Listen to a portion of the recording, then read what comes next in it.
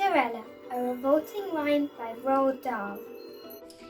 I guess you think you know the story. You don't. The real one's much more gory. The phony one, the one you know, was cooked up years and years ago and made to sound all soft and sappy, just to keep the children happy. Mind you, they got the first bit right. The bit when in the dead of night, the ugly sisters, Jules and all, departed for the palace ball. While darling little Cinderella was locked up in a slimy cellar, where rats who wanted things to eat began to nibble at her bit. She bellowed, "Help and let me out!" The magic fairy heard her shout, appearing in a blaze of light. She said, "My dear, are you all right?" "All right," cried Cindy. "Can't you see? I feel as rotten as can be."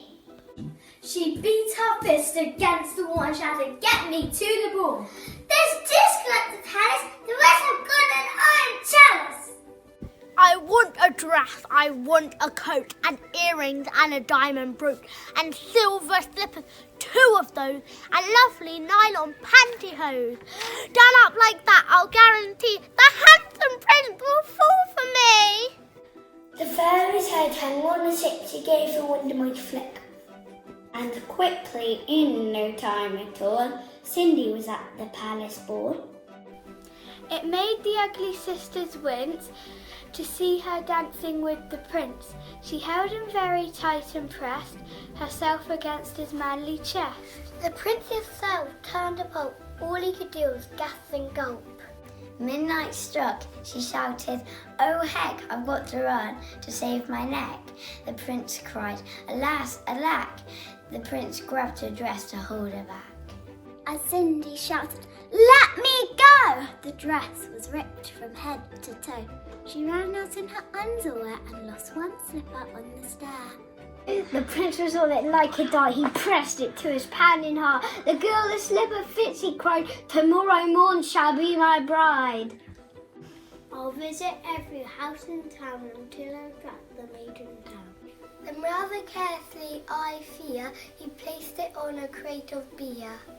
At once, one of the ugly sisters, the one whose face was blotched with blisters, sneaked up and grabbed the dainty shoe and quickly flushed it down the loo. Then in its place she calmly put the slipper from her own left foot. Up high, you see, the plot grows thicker, and Cindy's luck starts looking sicker. The next day the prince went charging down to knock on all the doors in town.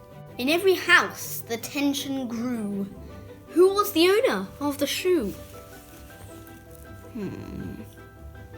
The shoe was long and very wide. A normal foot got lost inside. It also smelled a wee bit icky.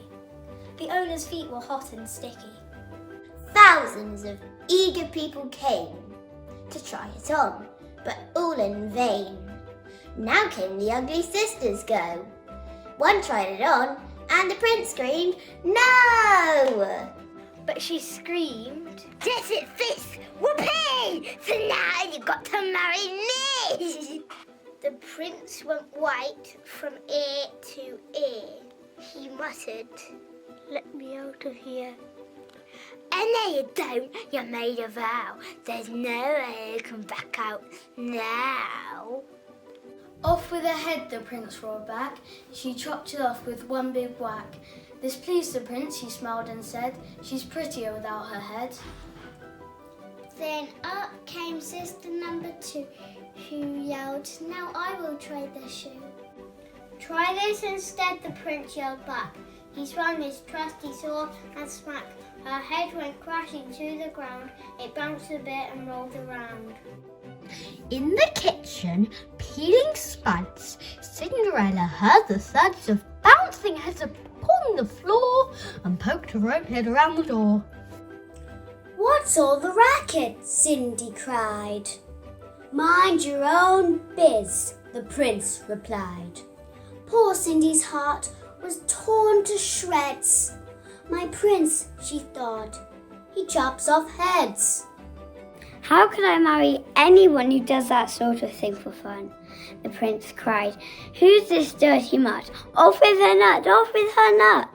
Just then, all in a blaze of light, the magic fairy hove in sight. Her magic wand went swoosh and swish. "Cindy," she cried, "come make a wish." Wish anything and have no doubt I can make it come about. Cindy answered, "Oh, kind fairy,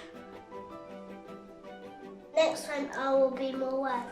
No more princes, no more money. I have had my taste of honey. I'm hoping for a decent man. They're hard to find. Do you think you can? Within a minute, Cinderella was married to this lovely fellow, simple jam maker by trade, who sold good homemade marmalade. Their house was filled with smiles and laughter, and they lived happy ever after. The end.